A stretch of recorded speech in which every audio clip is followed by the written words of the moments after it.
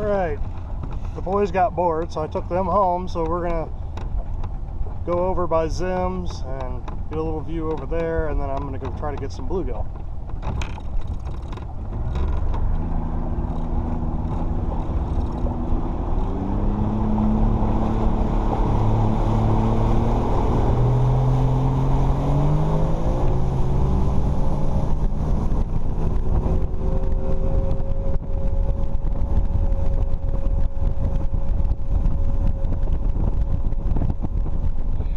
So I just want to take a second here to kind of give some narration.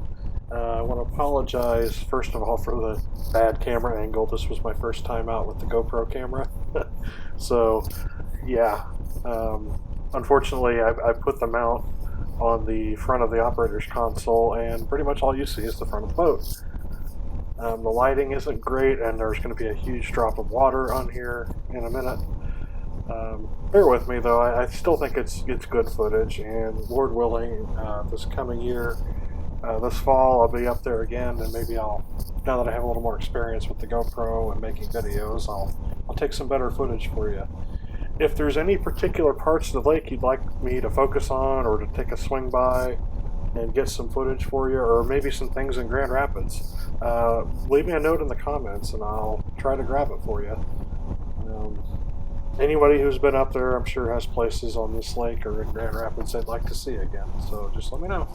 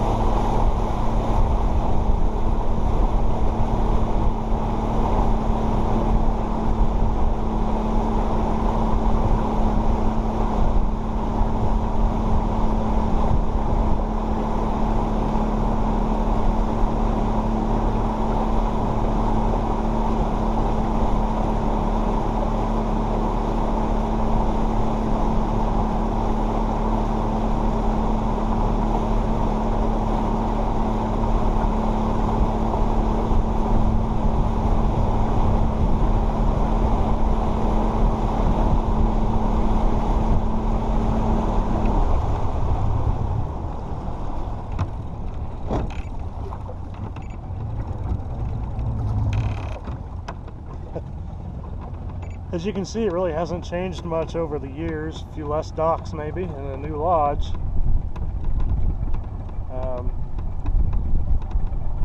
These two cabins in the front, Aunt Kay and Uncle Glenn used to own, and then their cabin was behind it. And the property's for sale, a little over an acre. If any family members want to go in together, I'm game. They just need to come up with about 300 grand. So, anyway.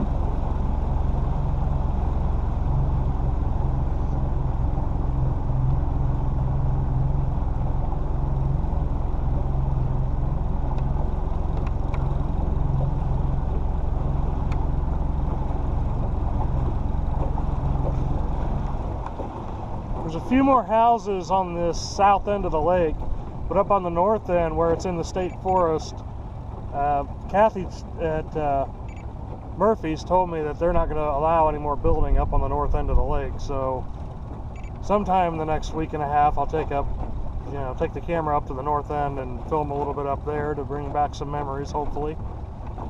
So, but for now, I'm going to go find a spot to catch some bluegill.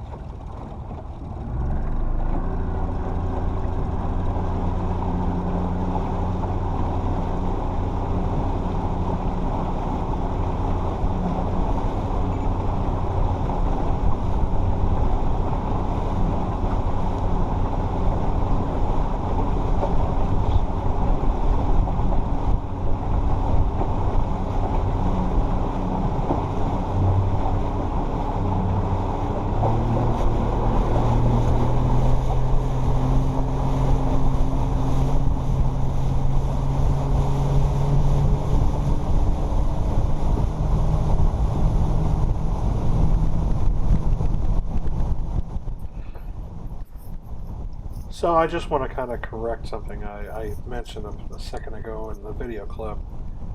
It's actually the Chippewa National Forest, not a state forest. And regarding the price of that property, all property on the Wabana chain of lakes, which includes big trout, little trout, blue water, and Wabana, they're all expensive. Um, I've heard people make comments like, well, yeah, if you want to buy property on Wabana, you better have a Brinks truck of cash with you. Everything on the lake is expensive, property-wise. So, Dad and Grandpa had talked back in the 80s about maybe buying some property. They thought it was expensive back then. So, what you're seeing now is I'm kind of cutting towards the north on the main body of the lake. Off to the right will be Simmons Bay. Off to the left is the way around the other side of the island, which takes you through the thoroughfare and back to Wakeman Bay.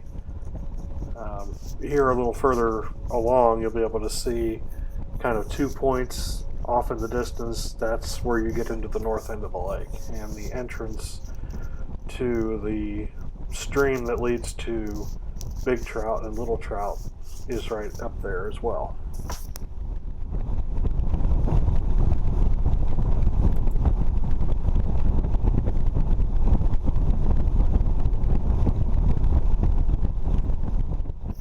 Part of the appeal of these lakes, and one of the reasons they're such great lakes to fish on and why they're so desirable for people wanting to buy property up here, they're natural glacial lakes. None of this is man-made. So because they're natural lakes and they're stream fed, the water is clear. I mean, you can see down on a sunny day on calm water, you can see down a good 20 or more feet. It's great fishing. The bluegill, I caught some huge bluegill this year. One of them wouldn't even fit in my hand. So that's why we like fishing on the Wabana Lakes so much. I have a bunch of fish I brought back in my freezer that we'll be eating throughout the winter and into spring. And that's part of what makes vacationing up there fun, although dollar for dollar, it's probably the most expensive fish on the planet.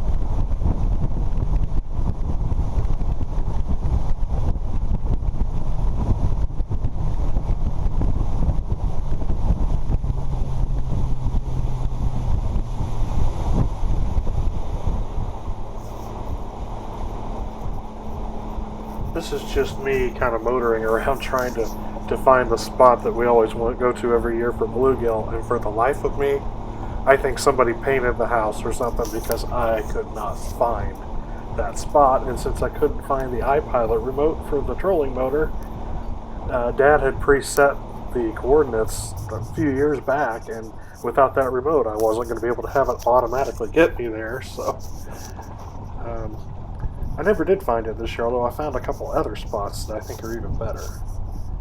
So I appreciate you taking the time to watch, and if you wouldn't mind, like this video, subscribe to my channel, as I'm trying to get started. And I appreciate you watching again, and until next time, have a good one.